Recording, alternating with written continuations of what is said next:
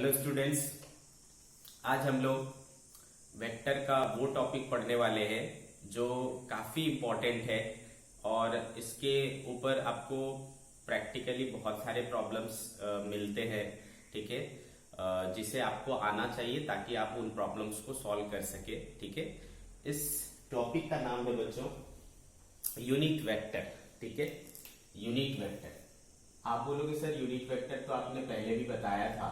ठीक है, तो वहां पर जो है यूनिट वेक्टर का जस्ट हमने एक इंट्रोडक्शन दिया था, इंट्रो दिया था। ठीक है, बट ये यूनिट वेक्टर निकालते कैसे है ना, वहां पर हमने सीखा कि डेफिनेशन क्या है और उसको निकालने का फॉर्मूला क्या है, यही दो चीज हमने देखा था। बट यूनिट वेक्टर निकालना कैसे है ना, उस चीज को आज हम लोग सीखेंगे। ठीक है, तो थोड़ा सा ये कर लेते हैं, रिकैप कर लेते हैं कि एक्चुअल में यूनिट वेक्टर था क्या। तो बेसिकली बच्चों यूनिट वेक्टर हमने सीखा था कि एक ऐसा वेक्टर जिसका मैग्नीट्यूड 1 होता है। ठीक है, ऐसा वेक्टर जिसका मैग्नीट्यूड 1 होता है क्या कहलाता है, यूनिट वेक्टर कहलाता है। ठीक है बच्चों, तो हमने सीखा था the vector whose magnitude is 1। ठीक है, उसको कहते हैं बच्चों यूनिट वेक्टर। यूनिट वेक्टर का बेसिकली यूज क्या होता था, डायरेक्शन शो करने में। उस वेक्टर का अगर आपने किसी वेक्टर का यूनिट वेक्टर निकाला दैट मीन्स कि आपने उसका मैग्नीट्यूड निकाला, सॉरी डायरेक्शन निकाला।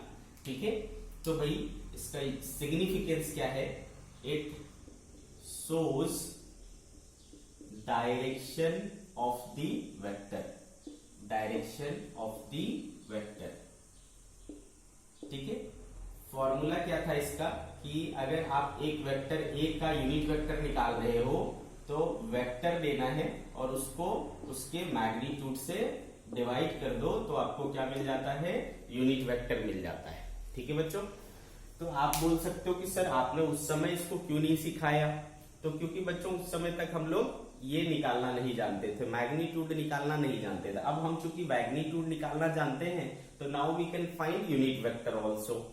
ठीक है बच्चों, तो इस तरीके से हम यूनिट वेक्टर अब ज्यादा अच्छे तरीके से समझ सकते हैं। तो चलो ट्राई करते हैं।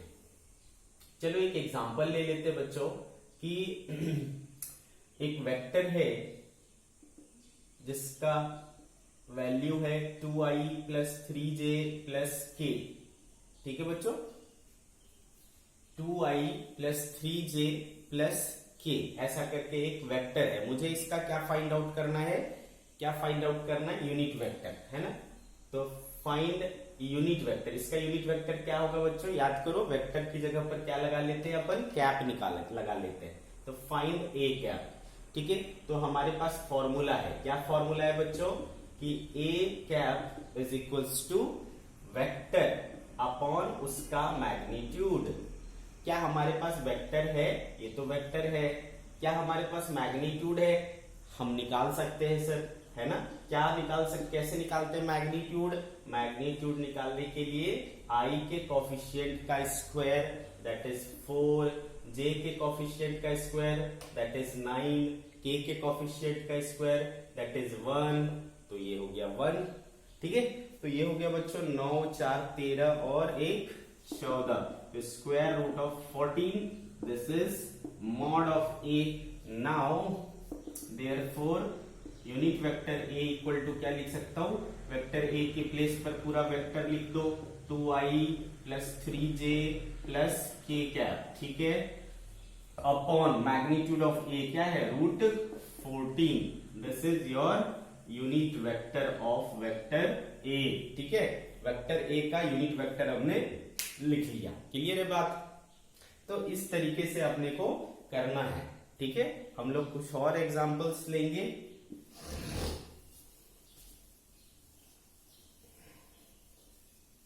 सी, अगर हम एक वेक्टर ले लें,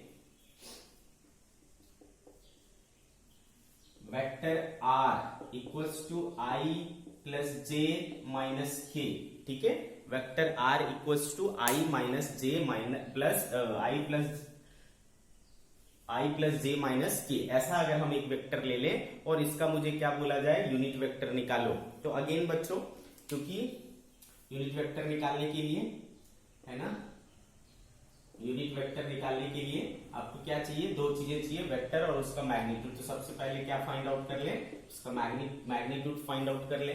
चलो क्या कहता है भाई, मैग्नीट्यूड आई का कोफिशिएंट 1 का स्क्वायर 1, जे के कोफिशिएंट 1 का स्क्वायर 1, के का कोफिशिएंट क्या है बच्चों -1, -1 का स्क्वायर भी क्या होता है 1 ही होता है। तो देखो क्या हो गया बच्चों, √3, ठीक है। तो ये हो गया इसका मैग्नीट्यूड। हमको निकालना है यूनिट वेक्टर। तो यूनिट वेक्टर क्या होता है, vector upon magnitude. Vector is this i plus J plus K and magnitude is √3, ठीक है। So this is your unit vector of vector R. Clear. तो बहुत ही आसान है, ये बहुत ही आसान है, आपको इस तरीके से सॉल्व करना है ना। तो ये आपको क्या बता देता है, ये इसका डायरेक्शन बता देता है भाई, सिंपल सी बात है। चलो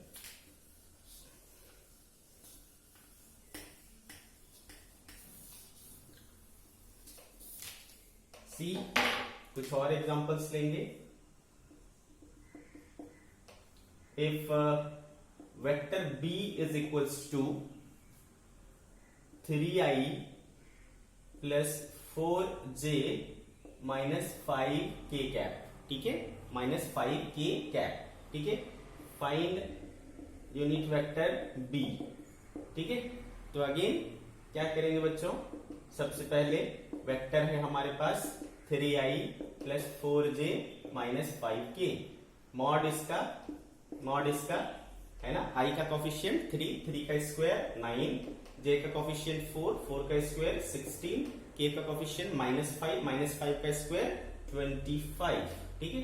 तो कितना हो गया बच्चों, देखो 16 और 9 25 और 25 50, √50 है ना। √50 बोले तो क्या बोल सकता हूं मैं, 25 5√2। क्लियर है। इस तरीके से हमें मॉड भी मिल गया। Therefore unit vector b is equals to vector b upon mod b, ठीक है। Vector b is 3i plus 4j minus 5k, ठीक है, अपॉन मॉड b कितना है बच्चों 5√2, ठीक है। So this is your unit vector of vector b। Clear. इस तरीके से अपने को करना है, ठीक है। One last example.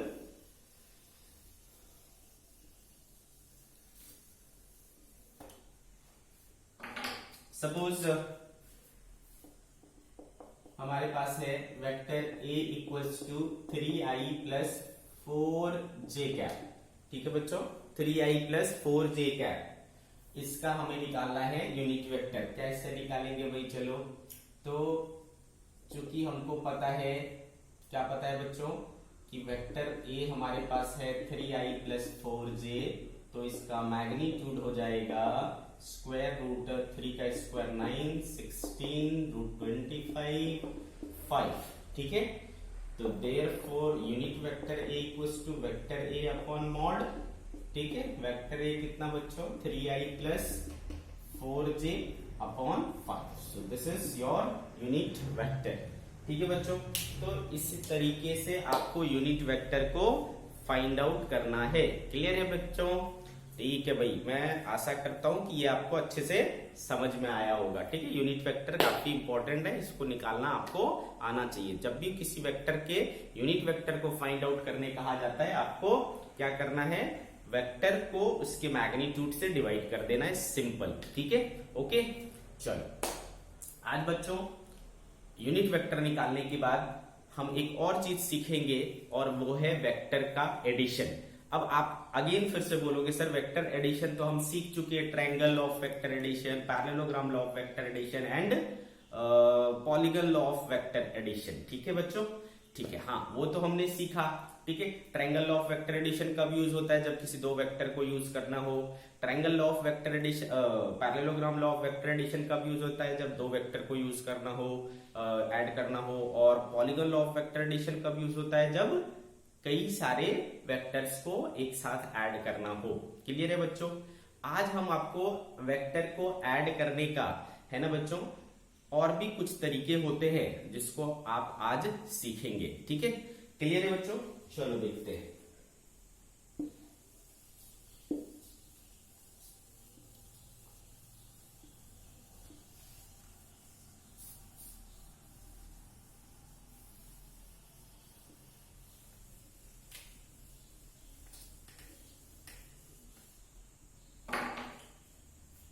एक तरीका है बच्चों vector addition in rectangular form of vector. ठीक है, vector addition in rectangular form of vector, vector addition in rectangular form of vector. ये बात समझ में आई आपको? देखो, हमने जो triangle law of vector addition पढ़ा उसमें दो चीजें थी, दो तरीके थे, या तो आपका डायग्राम के फॉर्म में हो क्वेश्चन, या फिर आपका दोनों वेक्टर का मैग्नीट्यूड और उसके बीच का एंगल दिया हो। एक तरीका ये ऐसा रहेगा, है ना। अगर आपको डायग्रामेटिकली दिया हुआ है तो भी बहुत ही आसानी से वेक्टर ए है, वेक्टर बी है, थीटा है, तो हमने क्या किया, या तो पैरेलल लगा लूंगा या तो ट्रायंगल लगा लूंगा, ये हो गया मेरा मैग्नीट्यूड। ठीक है, या फिर इसकी वैल्यू दिया हुआ हो 3, 4, 60 डिग्री ऐसा कुछ, तो हम फॉर्मूले में रख सकते हैं कि square root A square plus B square plus 2ab cos theta. ठीक है, तो इस तरीके से अपन निकाल सकते हैं ना। ये ग्राफिकल मेथड है, ये एनालिटिकल मेथड है, दोनों तरीके से हो जाएगा। लेकिन अगर ये वेक्टर्स, ठीक है, वेक्टर ए जैसे कि मान लो दिया हो i plus 3j plus 4k, ठीक है, एंड वेक्टर बी दिया हो 2i plus j plus 6k, इस तरीके से। ठीक है, तो ये हुआ क्या, ये जो हमने अभी वेक्टर लिया है ना तो वो डायग्राम के फॉर्म में है, ना तो एनालिटिकल फॉर्म में है, नहीं मेरे को डायरेक्ट इसका डेटा नहीं पता है, उनके बीच का एंगल नहीं पता है। समझ में आ रहा है? तो ऐसे है ना, ये जो वेक्टर है उसको क्या बोलते हैं, रेक्टेंगुलर फॉर्म में है। ये वेक्टर जो है i j k के फॉर्म में है ना। जब हमें इसको ऐड करना होगा बच्चों तो कैसे करेंगे? ठीक है, तो सिंपल सी बात है। ठीक है, इस तरीके से अगर आपको ऐड करना हो तो बहुत ही सिंपल है। रिजल्टेंट फाइंड आउट करना है vector A plus vector B का। ठीक है बच्चों, तो वेक्टर ए देखो रख लो i plus 3j plus 4k plus vector B क्या है 2i plus j plus 6k। ठीक है बच्चों, तो अब आपको क्या करना है, i वाले को i वाले के साथ, j वाले को j वाले के साथ और k वाले को k वाले के साथ ऐड कर देना है। i वाला i वाले के साथ ऐड हो जाएगा तो i प्लस 2i कितना हो गया बच्चों 3i। ठीक है, सिमिलरली j वाला j के साथ ऐड हो जाएगा 3j प्लस j कितना हो गया 4j। ठीक है, और 4k प्लस 6k क्या हो जाएगा 10k। ठीक है, तो ये हो गया आपका रिजल्टेंट यानी a प्लस बी। ठीक है, तो अगर रेक्टेंगुलर फॉर्म ऑफ वेक्टर हो तो आपको इस तरीके से सॉल्व करना है। क्लियर है बच्चों? इस तरीके से सॉल्व करना है। इसको मैं जनरलाइज्ड फॉर्म में बोलूं तो जनरलाइज्ड फॉर्म में मैं ऐसे बोल सकता हूं कि मान लो मैं बोलता हूं कि vector A is A X I cap A Y J cap and A Z के कैप।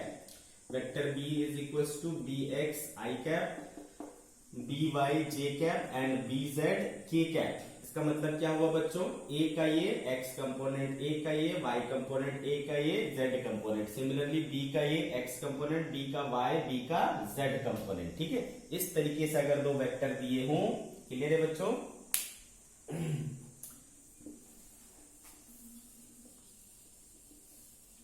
ठीक है, तो बच्चों मैं एक बार और अच्छे से लिख देता हूं। If vector a equal to a x i cap a y j cap and a z k cap and vector b equals to b x i cap plus b y j cap plus b z k cap। ठीक है, तो therefore resultant vector a plus vector b का क्या हो जाएगा बच्चों, i वाला i के साथ तो हो गया ax प्लस bx है ना i कैप, y वाला एक साथ तो A Y plus B Y है ना जे कैप, और जेड वाला जेड के साथ। ठीक है, तो A Z plus B Z के cap. So this is the way you have to solve. Clear है बच्चों? बहुत ही आसानी से हो जाता है। क्लियर? तो चलो कुछ और एग्जांपल्स लेते हैं। एग्जाम्पल से समझना थोड़ा क्या हो जाता है, आसान हो जाता है। ठीक है, चलिए एग्जाम्पल, अगर मान लो मैंने वेक्टर ए लिया -i plus 4j plus 3k, vector B लिया मान लो 2i plus 3j and 2k। ठीक है, अब इनको ऐड करना है बच्चों, है ना, इनको ऐड करना है, vector a plus vector b, तब मिलेगा मुझे रिजल्टेंट। ठीक है, तो i वाला i के साथ, तो यहाँ क्या है बच्चों -1 और यहाँ क्या है +2, तो -1 + 2 i कैप प्लस यहाँ पर क्या है बच्चों 4, यहाँ पर क्या है 3 j कैप, यहाँ पर क्या है 3, यहाँ पर क्या है 2 k कैप। तो -1 + 2 क्या हो जाएगा बच्चों 1 हो गया, यानी i cap plus 7j cap plus 5k cap, ये हो गया बच्चों आपका a प्लस b, बोले तो वेक्टर रिजल्टेंट, यानी रिजल्टेंट वेक्टर। क्लियर, तो इस तरीके से आपको प्रोसीड करना है। ठीक, कुछ और एग्जांपल्स आपके सामने।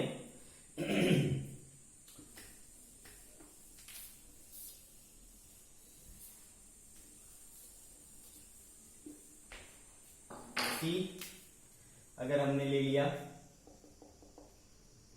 Vector a is equals to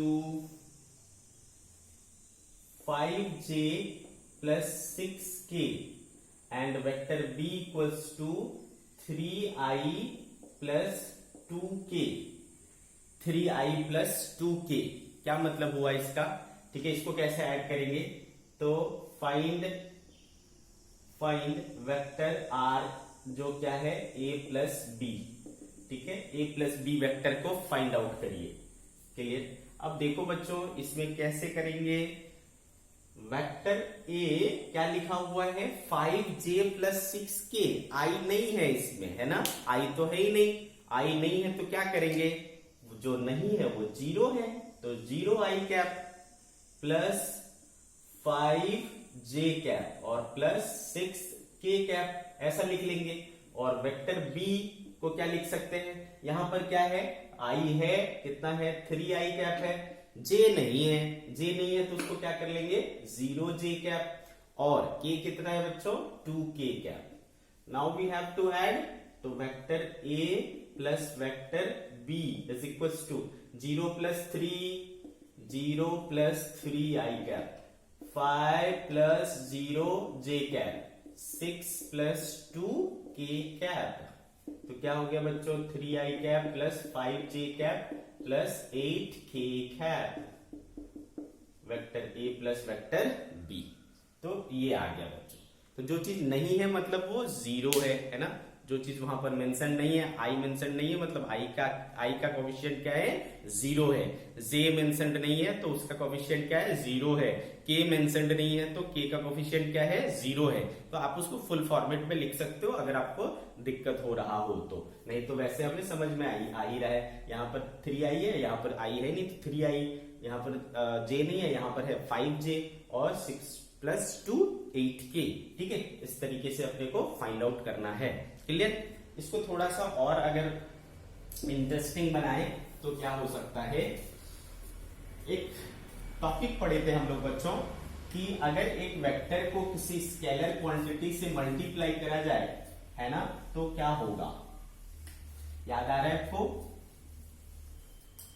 अगर एक वेक्टर क्वांटिटी को किसी स्केलर क्वांटिटी से मल्टीप्लाई करें तो वो क्या होगा। ठीक है, सी मान लो बच्चों एक वेक्टर क्वांटिटी है वेक्टर a, इसको मैंने क्या किया एक स्केलर क्वांटिटी लेमडा, ठीक है, वेक्टर है ये और ये स्केलर क्वांटिटी, ठीक है, इससे मल्टीप्लाई कर दिया तो याद करो आपको पता है क्या हो जाता है, रिजल्टेंट क्या हो जाता है लेमडा टाइम्स वेक्टर a हो जाता है। ठीक है, क्या हो जाता है लेमडा टाइम्स वेक्टर a हो जाता है। क्लियर है बात आपको, तो भाई इस चीज का हम यूज करते हैं। चलो अगर मान लो हमारे पास वेक्टर a है i plus j plus k and vector b है minus I plus 3j plus 2k, ठीक है। इस तरीके के दो वेक्टर है। आपको बोलता है कि find vector r equal to a vector 3a plus b। क्या फाइंड आउट करने बोल रहा है? 3a plus b। Understood? 3a plus b, इसको आपको फाइंड आउट करने बोल रहा है। तो क्या करोगे बच्चों? कोई बड़ी बात नहीं है, वेक्टर r इक्वल्स टू 3 और वेक्टर a के बदले क्या रख सकते हो? इसको रख सकते हो। तो 3i plus j plus k, बहुत ही आसान है। क्लियर? 3 और a की जगह जो था वो रख दिया आपने, प्लस वेक्टर b की जगह जो है वो रख दो, minus I cap plus 3j cap plus 2k cap. तो ये हो गया बच्चों 3i plus 3j plus 3k minus I plus 3j plus 2k। फिर से वही कहानी है ना, i वाले को i के साथ, j वाले को j के साथ, k वाले को k के साथ, ठीक है। तो 3i माइनस आई क्या हो गया बच्चों? 2i, 3j plus 3j 6j, 3k plus 2k 5k, ठीक है। तो ये हो गया आपका रिजल्टेंट, है ना। कौन सा रिजल्टेंट? 3a प्लस b, ठीक है। तो 3a प्लस b की वैल्यू आ गई 2i plus 6j plus 5k। Clear है बात आपको? तो this is the way to solve such type of problem. Clear?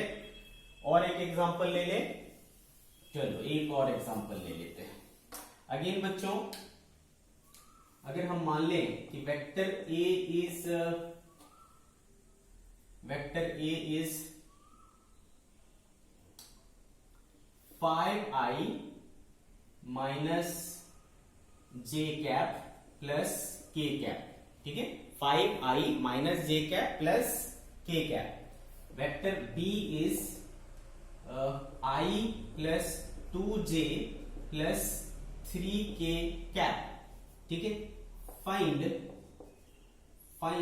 Vector a plus 2b, ठीक है। Find vector a plus 2b। तो चलो भाई फाइंड आउट करते हैं। Solution vector a plus twice of vector b।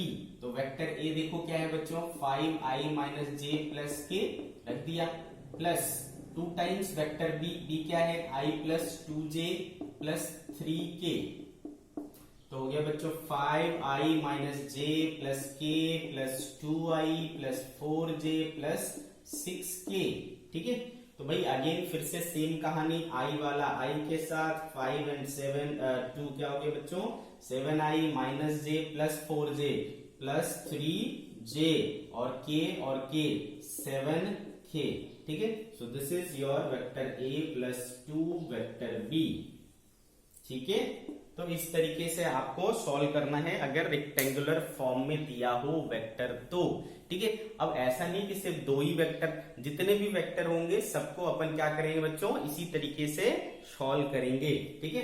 अब इसमें थोड़ा सा और ट्विस्ट ला सकते हैं अपन, है ना। क्या ट्विस्ट ला सकते हैं? सी,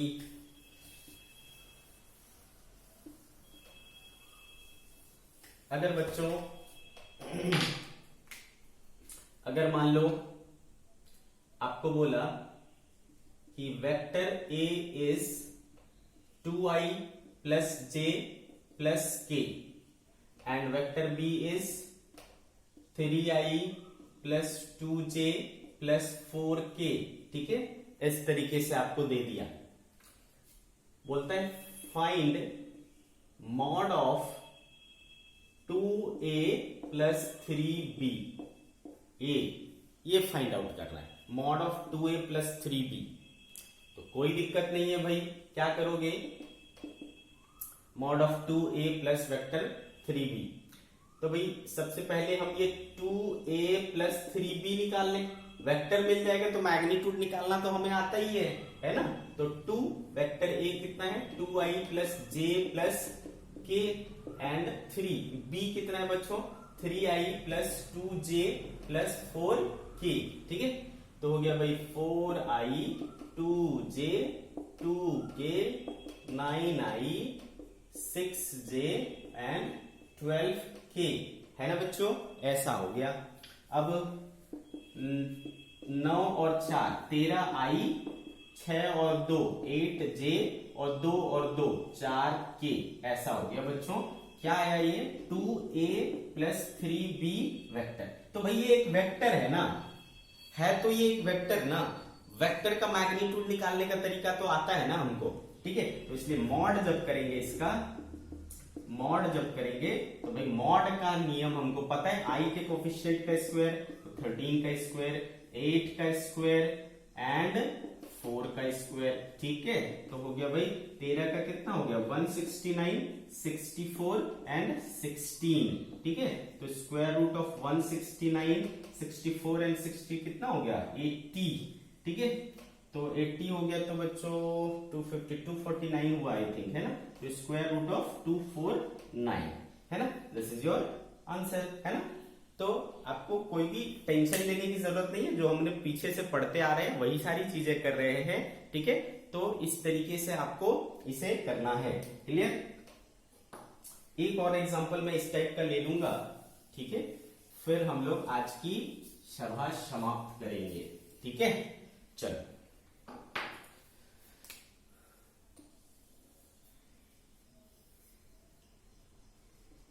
एग्जाम्पल मान लो ले लेता हूं भाई कि vector A is 3i minus 5j plus 2k, ठीक है। 3i minus 5j plus 2k vector A ले लिया। वेक्टर बी ले लिया हमने 2i plus 3j plus k, ठीक है। इस तरीके से आपको कहता है कि find mod of 3 vector A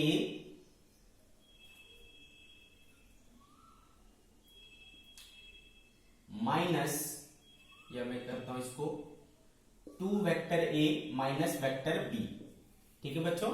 mod of 2 vector A minus vector B, इसका मॉड निकालना है, ठीक है। कोई दिक्कत नहीं है, हम सेम तरीके से चलेंगे सॉल्यूशन। तो देखो बच्चों vector A, 2 vector A minus vector B, अगर ये वेक्टर मिल जाएगा तो फिर मॉड तो आसानी से निकल जाएगा। तो चलो 2 वेक्टर ए की वैल्यू क्या है 3i minus 5j plus 2k minus vector B क्या है 2i plus 3j plus k, ठीक है। तो 2 3 जा 6i माइनस 10j और 2 2 जा 4k, ठीक है, माइनस 2i माइनस 3j और माइनस k। इस तरीके से हो गया बच्चों। तो भाई i वाला i के साथ तो 6 माइनस 2 क्या हो गया 4i, j वाला j के साथ माइनस 10 माइनस 3 क्या हो गया बच्चों माइनस 13j, और 4 माइनस 1 क्या हो गया बच्चों प्लस 3k, ठीक है। इस तरीके से आ गया हमारे पास 2a वेक्टर माइनस b। अब इसका क्या निकालना है बच्चों मॉड निकालना है। तो मॉड इक्वल्स टू क्या 4 का स्क्वायर 16, 13 का स्क्वायर 169 और 3 का स्क्वायर 9। तो 16 9 क्या हो गया बच्चों 25, 25 और 7 55 194 आई थिंक, है ना। तो स्क्वायर रूट ऑफ 194, है ना। तो बहुत ही आसानी से आप कर सकते हो, अगर rectangular form of vector given है तो आपको सिंपली उसको ऐड करना है, सिंपली सब्ट्रैक्ट करना है ना। आप बोलोगे सर आपने तो बोला था कि है ना ये सिंपली ऐड और सब्ट्रैक्ट नहीं होते। तो बच्चों ये चूंकि ऑलरेडी है ना, जब मैं किसी वेक्टर को आई जे के फॉर्म में लिखता हूं तो एक साथ उसमें मैग्नीट्यूड भी है और डायरेक्शन भी है। इसके पास दोनों चीज है, मैग्नीट्यूड भी है और डायरेक्शन भी है। इसके पास भी मैग्नीट्यूड भी है और डायरेक्शन भी है। जब दोनों चीज है उसके पास तो वो क्या होंगे आपस में सिंपल वे में एड अप और सब्ट्रैक्ट होंगे। क्लियर है बच्चों, ये है इसकी फैक्ट बात, क्लियर है। तो आज हमने सीखा कि किस तरीके से आपको रेक्टेंगुलर फॉर्म ऑफ वेक्टर को ऐड या सब्ट्रैक्ट करना है। क्लियर है बच्चों। नेक्स्ट लेक्चर में हम लोग कुछ और नए टॉपिक्स को सीखेंगे।